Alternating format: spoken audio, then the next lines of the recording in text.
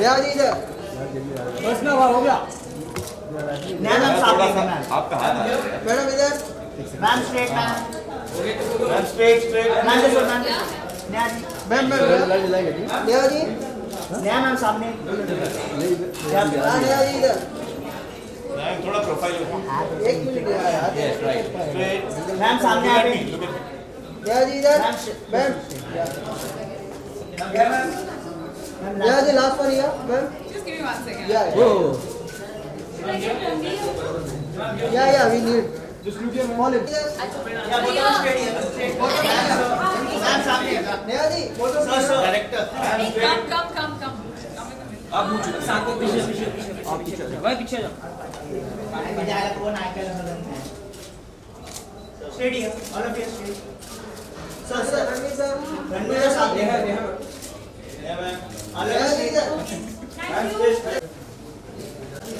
You ऐसे same ma'am सामने ma'am ma'am here ma'am यहाँ पे मैम हियर मैम यहाँ पे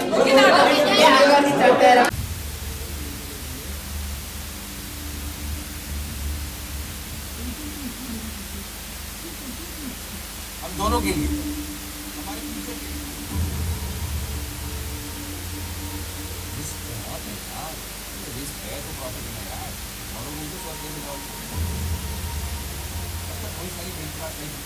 Stop it.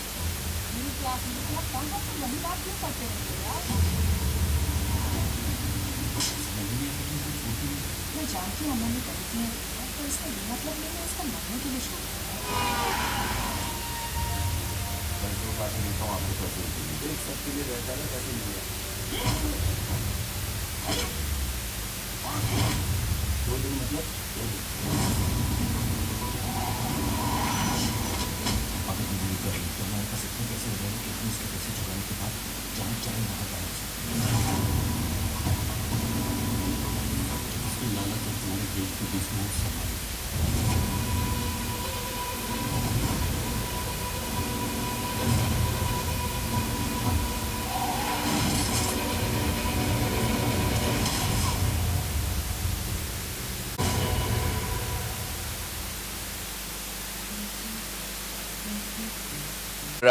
I think I'll just let you ask all the questions. The floor is yours. इतना बढ़िया trailer है कि कोई सवाल ही नहीं है। नहीं, सवाल ये है कि रणवीर और नेहा आपसे सवाल है कि इस समय जो आप कहाँ हैं, बस ये आपके सामने सर सवाल ये है कि एक तो फिल्म में दिल्ली के धुएं को भी दिखाया गया है और दूसरी तरफ 500 रुपए और नोटें भी दिखाई गई हैं, तो लगता है कि ये सही वक्त था इस ट्रेलर और सॉन्ग को लॉन्च करने का और फिल्म के बारे में बात करने का। रणवीर और नेहा आप दोनों से जानना चाहेंगे। मैं तो समझता हूँ कि इससे बेहतर मौका ही नहीं है, क्योंकि जो हमारी फिल्म जिस बारे में है वो सब कुछ इस वक्त बहुत ही रेलेवेंट है। मोह माया मनी दिल्ली में जो मिडिल क्लास की करप्शन अगर आप कह सकते हैं, जो उसके बैकड्रॉप पे एक हस्बैंड और वाइफ की कहानी है कि किस तरह से हस्बैंड और वाइफ अलग अलग तरह से करप्ट हो सकते हैं। करप्शन बहुत ही ब्रॉड टर्म है जो कि ना सिर्फ पैसा या मटेरियल चीज़ों के बारे में ही नहीं होता, वैल्यूज़ के बारे में भी होता है। तो मोह माया मनी इन्हीं चीज़ों के बारे में है। तो जैसा आपने कहा, मैं समझता हूँ इस वक्त तो काफ़ी रेलेवेंट है ये फिल्म। नेहा आप क्या कहना चाहेंगी? मैं भी यही कहना चाहूँगी दैट इस वक्त तो बहुत ही ज़्यादा रेलेवेंट है, पर हम जब फिल्में बनाते हैं हम ये सोच के नहीं बनाते कि उस वक्त क्या चलेगा। वी ऑलवेज थिंक कि जब फिल्म निकलती है, चाहे वो यूजुअली अगर हम स्टोरी की बात करें या फिर कोई भी ट्रेंड की बात करें, when it comes to writing we always think at least a year ahead कि उस टाइम क्या होगा। पर हमें क्या मालूम था कि हमारे डायरेक्टर इतने अंतर्यामी निकलेंगे कि वो धुआं भी प्रिडिक्ट कर देंगे और 500 के नोट का भी प्रिडिक्ट कर देंगे। दाद तो इनकी देनी चाहिए, इतना कुछ उन्होंने आगे सोच लिया। अच्छा, आप दोनों से ये भी सवाल होगा कि जिस दिन ये फरमान हुआ कि अगले 4 घंटे बाद 500 और 1000 की नोट्स काम नहीं करेंगे, तो आपके जहन में क्या चल रहा था? अगर आप दोनों अलग अलग शेयर करें अपना। मेरे जहन में तो मैंने तो इमीडिएटली ट्विटर पे ही लिख दिया था कि मैं तो बहुत खुश हूँ कि जिन्होंने अपनी मैट्रेसों में भरे हुए हैं 500-100 के नोट अब वहीं रहने देंगे, कभी निकलेंगे नहीं। सॉरी 500 और 1000 के। तो मैं तो काफ़ी खुश हूँ डिसीजन से। बस नहीं, बाकी और मेरे जहन में ऐसा कुछ नहीं था। मैंने ज़्यादा कभी ब्लैक में बिजनेस किया नहीं, तो आई एम सेफ। नेहा नहीं, मेरा बस ये था कि मैं आई थिंक परसों हुआ था ना ये डिक्लेयर, और बिल्कुल फिल्मिस्तान के बाहर एक एटीएम है और मैं सोचा हो मेरे पास पैसे नहीं है तो मैं ज़रा एटीएम से 20,000 निकाल दूँ। और उसके बाद मैंने जब देखा मुझे ऐसे लग रहा था व्हाट अ वेस्ट, अगर मैं 10 मिनट रुक जाती या फिर नहीं करती, but it's fine, it really doesn't matter. I think it's a great step and it's something that our country needed, and it's a very very bold move. It will be written down in history, और मेरे हिसाब से बहुत अच्छा हुआ, because we people as actors, it's a very clean time to be in the industry, so it really hasn't affected me, except वो ATM से जो निकाले थे वो बैंक वापस ले लेगा। 2 दिनों में मतलब 100 के नोट पाने के लिए कोई आपको कोई तकलीफ, कोई चीज़ आप नहीं खरीद पाई हो या आपको लगा हो जैसे कोई प्रॉब्लम हो रही है, तो वो शेयर। मुझे तो प्रॉब्लम फ्रूट वाले के साथ हुई थी, पर उसके अलावा वो जो सुबह आया था, मुझे रोज सुबह एप्पल खाती हूँ और शाम को पाइनएप्पल खाती हूँ, तो उसमें प्रॉब्लम हुई थी। पर apart from that little things, जैसे अब अगर मुझे बालों में ये 3 गुलाब भी लगाने, मैंने 4 लोगों से पूछा कि कहाँ किसी के पास 100 रुपए हैं, बिकॉज द गुलाब वाला is also not taking money, and there are places, lots of simple places which you take for granted कि यहाँ पे क्रेडिट कार्ड नहीं चलता है या फिर वहाँ पे नहीं चलता, so the time to go to the bank वो नहीं है। पर उसके अलावा I think it's a change, and we need to support the government by not complaining too much, and the one thing that we need to do is have patience. It'll correct in itself in 4-5 days. The system will fall back into place once people are aware. So वो हाँ, पर मुझे fruit खरीदने में बहुत problem हुई थी और मुझे रोज फ्रूट खाने की आदत है। कितनी उधारी हुई आपकी? फ्रूट वाले के साथ, किसी भी साथ जितने लोगों के साथ आपने खरीदा हो कोई भी चीज, छोटी छोटी चीज। अब मेरी मेकअप आर्टिस्ट जो पीछे बैठी हैं वो अभी मुंह छुपा रही हैं अपना, वो मोह माया मनी की टी-शर्ट, उन्होंने मेरे 3 गुलाब के पैसे दिए हैं। पर उसके अलावा मेरा जो असिस्टेंट है वो मड आइलैंड में रहता है, वो मेरे को रोज बोलता है दीदी आज 100 रुपए दे दो। मैंने बोला रोज तू साले 1000 रुपए मांग के चले जाता है, आज 100 रुपए में तेरी बोट ठीक आ गई। तो बस सबका जो है ना बदल गया थोड़ा सा सीन, पर उधारी बस लेन देन में एक साथ हम भाईचारे में निकाल ही रहे हैं काम। नेहा, इन दिनों आप हर हफ्ते सुर्खियों में आ जाती हैं, आपके कुछ सवाल हैं जो खूब सुर्खियां बटोरते हैं। अब आपको समझ में आ रहा है कि आपसे जब हम सवाल पूछते हैं तो किन सवालों से आप बचती, क्या चल रहा है सिनेरियो आपके दिमाग में, क्या चल रहा है, क्योंकि आपके सवाल सुर्खियां बन गए हैं आजकल। वेल आई थिंक मेरे दिमाग में कुछ नहीं चलता, बस वही है कि जो हम सुर्खियां बनाने के लिए मैंने ये नहीं सोचा था कि मैं ये शो बनाऊंगी, पर आई रिस्पेक्ट जब आप लोग भी हमें सवाल पूछते हैं, एंड इट्स वेरी नाइस। और मैं जर्नलिस्ट तो नहीं वो बनी हूँ, पर दोस्त के हिसाब से अगर मैं नो फिल्टर नेहा पर किसी से सवाल पूछती हूँ तो वो जवाब दे देते हैं, और मेरे सवाल सुर्खियों में नहीं आते, उनके जवाब जो है वो सुर्खियों में आ जाते हैं। So they are friends, they are very smart, and it's a battle of wits, और हर एपिसोड में वो लोग जीत जाते हैं मेरे से, so I am fine with that. लेकिन नेहा जी, आप मानती हैं कि कंगना ने जो आपके शो में जो स्टेटमेंट दिया कि लेकिन नेहा जी आपसे जानना चाहेंगे कि कंगना ने जो स्टेटमेंट दिया ऋतिक को लेके कि ऋतिक एक ऐसे इंसान है जो अपने फादर के बिना सक्सेसफुल नहीं हो सकते, आप क्योंकि आप भी ऋतिक के काफी करीबी दोस्त हैं, आप मानती हैं ये सही है आपके शो में? जो हम मोह माया मनी की बात करें, ये भी मोह माया मनी ही है, तो अगर आप कुछ बताना चाहें क्योंकि ये सही है, आप मानती है ये स्टेटमेंट सही है?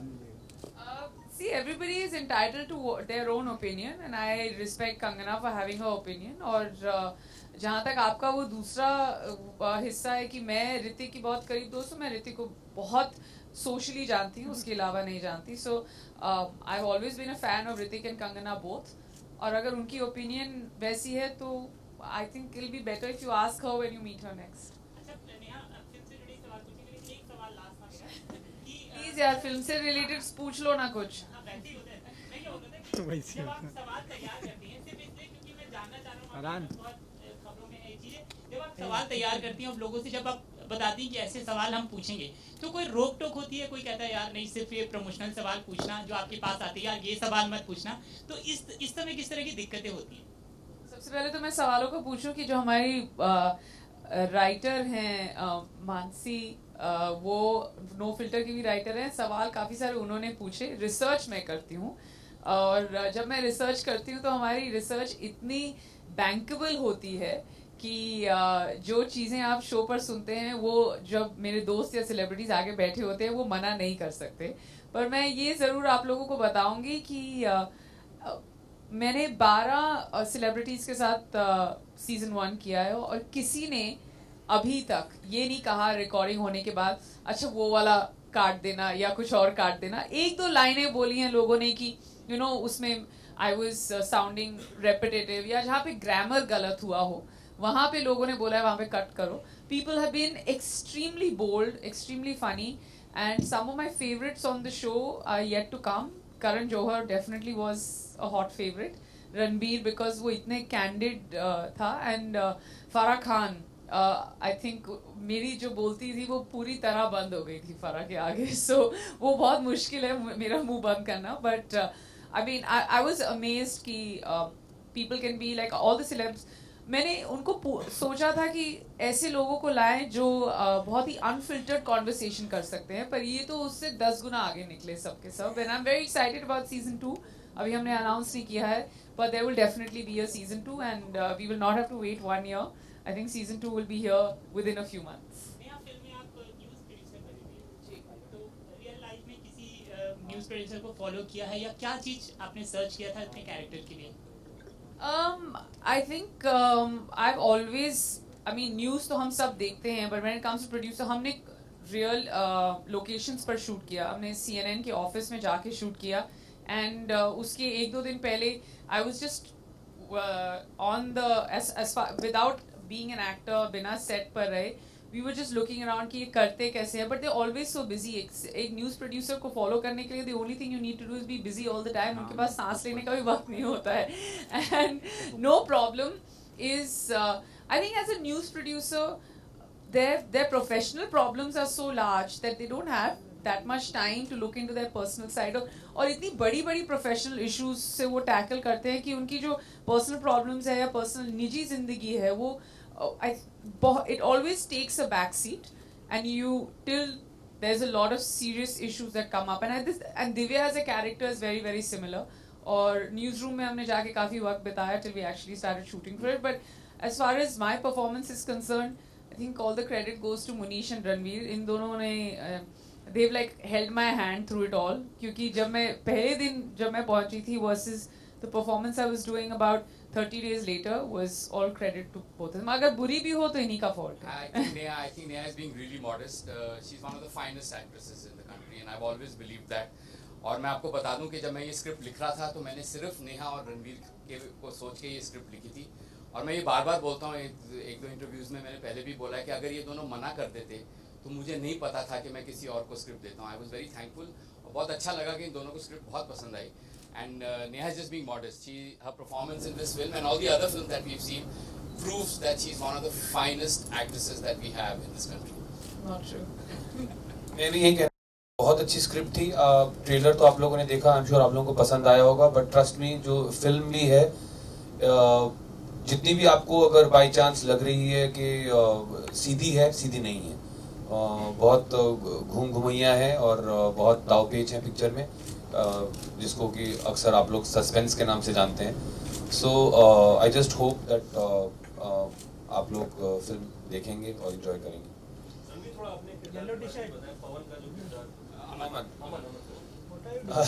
नहीं तो मैंने क्या रिसर्च करी अमन के लिए? नहीं, देखिए, अमन का जो किरदार है वो बेसिकली एक मिडिल क्लास दिल्ली वाले का है। So which is something I am quite familiar with, if not very close to myself. तो ऐसी कोई रिसर्च की जरूरत नहीं थी कि मतलब उसमें फिल्म में वो एक आधा छोटा मोटा घपला करता है, बट मैंने कोई घपले नहीं किए रिसर्च के लिए। सो ऐसी कोई रिसर्च की जरूरत नहीं थी। इट्स एवरेज डेलीआइट का रोल है and I think I have done some of those already. Neha, script में आपको ऐसी कौन सी खास बात लगी जिसकी वजह से आप अट्रैक्ट हुई इस मूवी के लिए?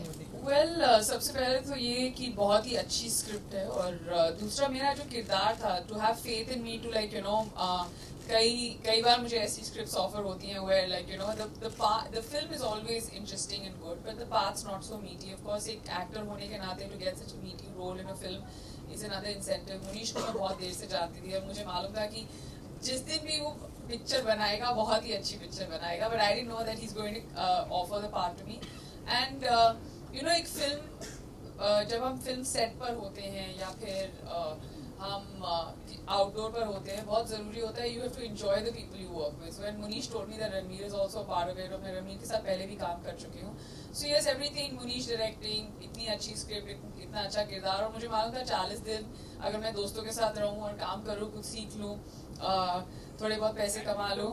सो and I worked with the cameraman earlier, so I just thought that it's a great reason to do a film. So what is the USP of this movie?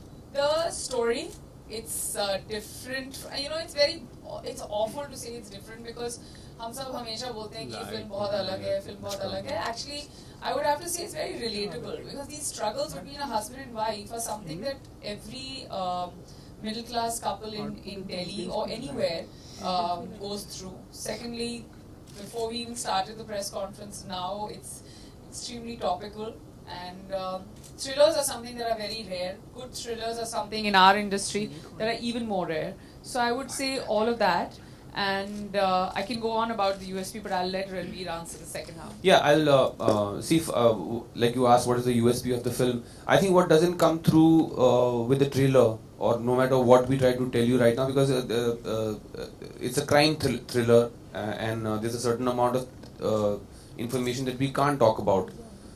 We can't reveal things about the film, but it'll be a spoiler for you guys.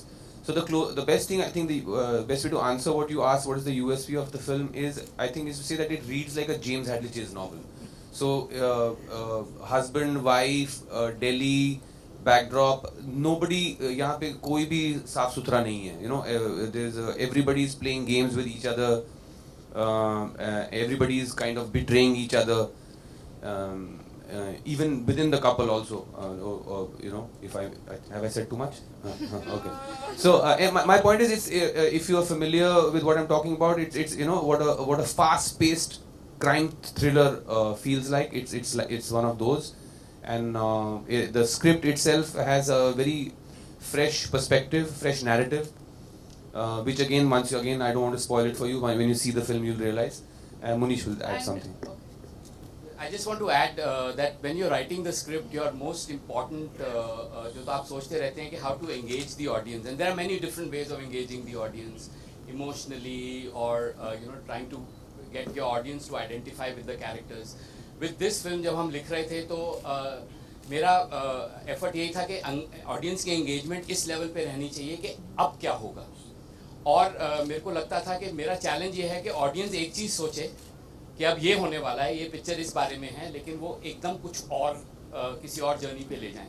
तो इस film का जो involvement with the engagement of the audience से मैं बहुत I am really looking forward to the reaction of the audience of this film. मुझे लगता है कि we will fool the audience in terms of वो सोचेंगे कि ये फिल्म इस बारे में है, और 3-4 बार डिसीजन लेंगे कि अच्छा ये फिल्म इस बारे में है देखते हुए, लेकिन वो उस बारे में नहीं है, वो फिल्म कहीं और चली जाएगी. I mean, I'd just like to add, the most important thing about the film is that why it's relatable, because चाहे वो आप हो, चाहे वो मैं हूँ, चाहे वो मेरा किरदार है या कोई और भी है, दूध का धुला कोई नहीं होता. And that's the most honest part about the film. Like, there's a gray in everyone's life, and for me that's the USP, because in spite of it being a thriller, it's very honest to the fact that whatever the characters are doing, they think they're doing the right thing and for the right reasons, and that's what kind of makes it even more sensitive, but very, very thrilling. हाल ही में आप आलिया से भी मुलाकात की, उनकी भी film आ रही है डियर जिंदगी, तो कुछ ऐसी बातचीत हुई कि कैसी आ रही है? Well, सबकी आती रहती है.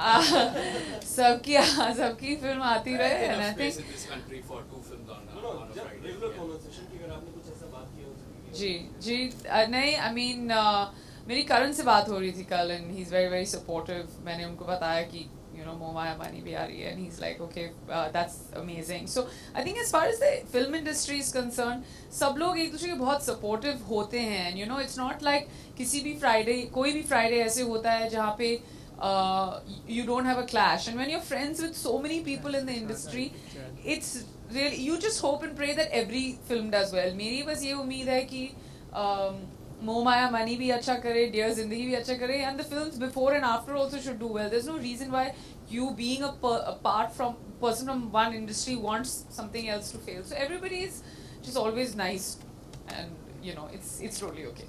Melissa, title is very catchy. It might be something greedy imply and something. So did you especially research for this title? Honestly जवाब दूं तो ये टाइटल एक दिन बस आ गया मेरे दिमाग में. मेरे को बहुत दिक्कत हो रही थी कि मैं इस फिल्म को क्या बुलाऊं. मेरा वर्किंग टाइटल कुछ और था, फिर उसके बाद कुछ और सोचा. तो एक दिन ऐसे ही बैठे बैठे मेरे दिमाग में ख्याल आया कि मैं ये टाइटल मोह माया मनी, तो मैंने बताना शुरू किया लोगों को कि मेरे को ये टाइटल मिल गया. तब आई थिंक अभी तक नेहा और रणवीर शायद दे हैडंट रेड द स्क्रिप्ट, तो इन दोनों को नहीं पता. लेकिन जो बाकी सब लोग इन्वॉल्व थे मेरे साथ, तो बहुत अलग अलग रिएक्शंस मिले मुझे. कोई कहते नहीं यार it will sound like a C grade Hindi film, it will sound like this. कोई कहते नहीं बहुत अच्छा टाइटल है, very catchy. But I went with my gut feeling. मेरे को एक दिन ऐसे ख्याल आया इस टाइटल का, and I think it's very appropriate to the film. The film is about moh, the film is about the maya and the illusions, and the film is about money and what it can do to just the most normal people in the world. In India, जो middle class लोग होते हैं, उनकी ज़िंदगी में क्या क्या हो सकता है. When your loved ones are doing things around you and you are also doing things, शायद एक दूसरे से कभी छुपा के, शायद एक दूसरे को बता के, आपके ज़िंदगी में सिर्फ वही इफ़ेक्ट नहीं होते हैं आप उन चीज़ों से जो आप करते हैं. जो आपके लव्ड वंस होते हैं, चाहे वो आपके भाई बहन, स्पाउसेस, माँ बाप, वो भी कुछ करते हैं तो आपकी ज़िंदगी इफ़ेक्ट होती है. और ये फिल्म बिल्कुल उसी चीज़ के बारे में है कि अमन का कैरेक्टर क्या करता है और उसके हिसाब से दिव्या का कैरेक्टर कैसे इफेक्ट होता है, और दिव्या क्या करती है और उसके हिसाब से अमन का कैरेक्टर कैसे इफेक्ट होता है. और ये दोनों पैरेलल चल रहे हैं. इस फिल्म का स्ट्रक्चर काफ़ी इंटरेस्टिंग है. जब आप देखेंगे आपको पता चलेगा कि हमने ये कहानी बताई है. एक बार अमन की तरफ से ऐसे इस तरह का वो है. तो आइडिया यही था कि जो आपके आसपास लोग रहते हैं, आपके लव्ड वंस जो होते हैं, उनके बिहेवियर और वो जो चीज़ें करते हैं वो एक दूसरे को कैसे कभी कभी बहुत बुरी तरह से इफेक्ट कर जाते हैं. To Neha ma'am, actually film trailer always release 1 month prior or more than that. So your film before 2 weeks you are going to release your trailer. So is the planning or it's a sudden change because Delhi pollution is there and the currency ban? So for the current situation you are going to launch this trailer? No. The trailer was launched last month, but it was a digital launch. And we after that when Aerdil was playing, promo was playing in the theaters, the theatrical was there as well. तो ऐसा नहीं है कि कोई pollution के वजह से हो गया. और आपको ये जानना चाहिए कि ये जो पोल्यूशन वाला शॉट या पैसे वाला शॉट था वो हमने 1 साल से भी पहले लिया था. फिल्म ऐसे बैठे बैठे नहीं बन जाती, उसको कम से कम 1 साल से ज़्यादा लगता है. That's why it's called your baby, because it takes that much time, even more time than it takes to make a baby. But I'm just saying that you can't add or subtract anything. And yes, आजकल के ज़माने में with digital and with the support of the media and the amount of love and encouragement we get from all of you, I think a film this size, if the promo launch happens even 2 weeks before, I think we're in a good place. And Drishyam and Munish and Sandeep, they all have a plan, so I think we just gone with that. Real life में आप दोनों से जानना चाहेंगे कि इन चीज़ों से आपको मोह माया है ज़्यादा करके आप बता सकते हो आप दोनों से. मैं भी आपकी तरह इंसान जिन चीज़ों से एक्चुअली आपके बारे में मुझे ज़्यादा पता नहीं तो कहना नहीं चाहिए, बट बाय एंड लार्ज जो एवरेज इंसान को होता है मोह माया और मनी से जो लगाव होता है उतना ही मुझे खेल रहा हूँ. I think आज अगर ये सवाल आपने 4 दिन पहले पूछा होता तो जवाब अलग होता. बट अभी मैं भी यही बोलना चाहूँगी that yeah, I'm somebody who जितना मुझे लगाव होना चाहिए आपसे मुझे लगता है मुझे थोड़ा सा ज़्यादा है. But I think more than that जब हम इन सब चीज़ों की बात करते हैं, our greed is more to work with good projects and better work, which in return sum to this. But all in all, yeah, है तो है. Excuse me, ma'am. मैम हाल ही में फोटो जर्नलिस्ट को पीटा गया हाउस में, तो आपका ओपिनियन जानना चाहिए. फ्रीडम ऑफ प्रेस कितना इम्पोर्टेंट है एक लोकतंत्र देश के लिए? Oh, I am unaware of this incident. Can you tell me some more? Bombay house में मैम फोटो जर्नलिस्ट को पीटा गया, बहुत मारा गया, तो फ्रीडम ऑफ प्रेस कितना इम्पोर्टेंट है एक लोकतंत्र देश के लिए? इसका जवाब दो नहीं हो सकते। मैं बोल दूं फिर ये भी भाई, इसका जवाब दो नहीं हो सकते, इसका एक ही जवाब है, और वो जवाब है freedom of press, freedom of you know speech. इसमें कोई कॉम्प्रोमाइज कभी नहीं होना चाहिए, और इसमें कोई और जवाब नहीं हो सकता। और वायलेंस तो किसी भी फॉर्म में कोई भी, इसका दो जवाब नहीं है, इसका एक ही जवाब है कि वायलेंस किसी भी फॉर्म में कोई भी सपोर्ट नहीं करेगा, और फ्रीडम ऑफ प्रेस 100% सब जगह होनी चाहिए, पूरी दुनिया में होनी चाहिए। And I just feel that even before or after the incident, I want to add something to what we say. Freedom of press जितना जरूरी है ना दोस्त, उससे ज़्यादा जरूरी है integrity of press. So I'm saying पहले let's start working towards integrity of press, because I think जो कुछ दुनिया में जो election results जो दुनिया में दिखा रहे हैं, including जो कल रात को हुआ है ना, I think what that has shown more than anything is कि press और जो जनता का जो connect है ना, वो टूट चुका है, और उसमें आप जनता को तो दोष दे नहीं सकते, क्योंकि जनता तो जनता है। तो I think somewhere the press has is losing track of what they are supposed to do in a democracy.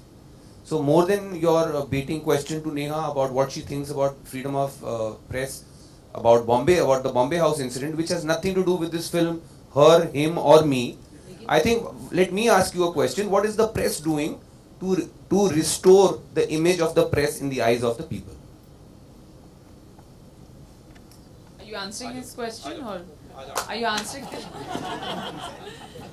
No, any other questions? No, it's fine. He's going to answer. No, I'm just saying that, like, I'll have to agree with Ranveer also ki it's very, very important to understand what we have to all, whatever we do in life, we have to draw lines, and we shouldn't surpass that. It's got nothing to do with freedom. Or we people, like, we love the press, but at the same time, there has to be a certain amount of integrity, like he mentioned, and let's all get together and restore it, more importantly.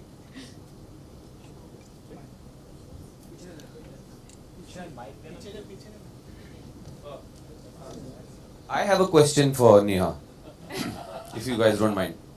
Yes, there should be freedom of press, Ranveer. No, Neha, I have a question for you. Considering I'm playing a journalist. No, but you also play a wife in the film. Yes. You play a wife to my character in the film. So I want to ask you a question. If you were married to a man who was doing something unethical, immoral, would you stay back and take it? Or would you stop him? Would you resist it? Would you fight it? Well, I would, firstly, there shouldn't be any room at all when there's something immoral happening. So the first and most important thing is question it, try and understand where he's coming from. But, because you come from a place, as a husband and wife, you come from a place of being in a relationship, being in love, having respect for each other. But if it's unethical, I don't think I'm going to support it, and I'll probably walk out of the door. Ranveer, why don't you answer the same question? Your question to you. What would you do if you got to know that your wife or your partner was doing something unethical? What would brother or I'm saying, what if she was doing? I was going to say he.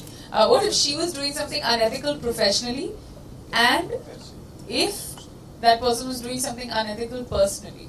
So if you had to suffer from that twice over, how would you deal with both the situations? I think I'm the kind of guy who would stay with the person, try to understand where they're coming from. But if it seemed to me very obviously that the value system doesn't match mine, I would leave. And what if you got to know that your wife is, because I'm asking this because of the film, what if you got to know that your wife was cheating on you? I would still leave. That would make the two of us. Ranveer, मैं यहाँ हूँ। मैंने traffic signal देखी, भेजा fry मिथ्या, और ये अब आपकी नई फिल्म आ रही है। इसमें जो किरदार आपने पहले निभा चुके हैं बहुत अलग अलग हैं, और जैसे बंटी का किरदार घोसला का घोसला में, बाप रे, उसका तो मैं बहुत बड़ा फ़ैन हूँ, मगर ये जो अमन का किरदार है वो कितना अलग है उससे। इसमें आप बहुत सभ्य नजर आए, फटाफट अपना काम कर रहे हैं और चीज़ें यहाँ वहाँ बिखरा रहे हैं, ये कितना अलग है उनसे। जैसे कि आपने भेजा फ्राई में दिखाया है कि आप अलग ही आदमी बने हुए हैं वहाँ पे, ये कितना अलग है? देखिए, हर कहानी अलग है, हर कैरेक्टर अलग है, एंड मैंने कॉन्शियसली कोशिश की है हमेशा not to repeat characters. So in continuing with that, it's not, जो अमन का किरदार भी है, it's not something which I have done before. Like I said, character ज़्यादा मतलब कोई ऐसा नहीं, कोई दूर का कैरेक्टर नहीं है, कोई ऑड बॉल कैरेक्टर नहीं है, बहुत एवरेज दिल्ली का जो मिडिल क्लास लड़का है, आदमी है, जिसकी शादी हुई है एक एक हाई फाई लड़की के साथ, and he is trying to do the best that he can. Of course वहीं एथिक्स का सवाल आता है कि वो जो बेस्ट कितना तक, कहाँ तक बेस्ट है और कहाँ गिर के वो वर्स्ट हो जाता है when you cross a certain line. But it's the character, the part is of someone who is trying his best to do the best that he can for him and his wife. He's very much in love with his wife. But of course वही है कि जो कहते हैं ना, कर्म की चक्की, जो वो कहीं का कर्म का फल कहाँ से आपको कैसे मिलेगा, वो I think that's what Moh Maya Money is about. Ma'am, आपकी वो सक्सेसफुल मूवी थी कयामत, तो लोग आज भी कयामत से आपको जानते हो, उस टाइप की लव स्टोरी। उसके बाद कोई स्क्रिप्ट आया, आज भी मैं घर से आके मेरे बड़े भाई ने पूछा कौन सेकंड में जा रहा हूँ, मैंने बोला नेहा तो अच्छा कयामत वाली है। तो उसके बाद कोई ऐसा लव स्टोरी आपके पास आया है, कोई समाई में My God, very tough question. I mean, I've done all kinds of films. बहुत सालों से मैं इंडस्ट्री में हूँ, 13 साल हो गए मुझे इंडस्ट्री में, अलग अलग फिल्में की हैं। पर एवरी फिल्म हम जैसे कोशिश करते हैं अलग चीज़ें करने की, और ये भी एक लव स्टोरी है, मोह माया मनी, बहुत ही अलग किस्म की लव स्टोरी। अगर 2016 में मैं कुछ ऐसा करूँ जो 2003 में किया था मैंने, so obviously I will be a little regressive. So I think with times you have to change, and अपने बड़े भैया को बोलो मेरा IMDb पेज खोलें और बेहतरीन फिल्में देखें यार, क्या कर रहे हैं वो।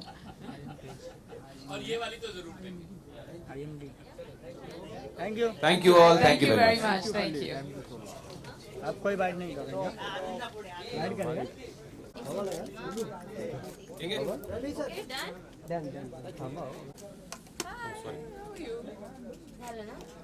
करेंगे। बिना लाइट के कैसे करोगे?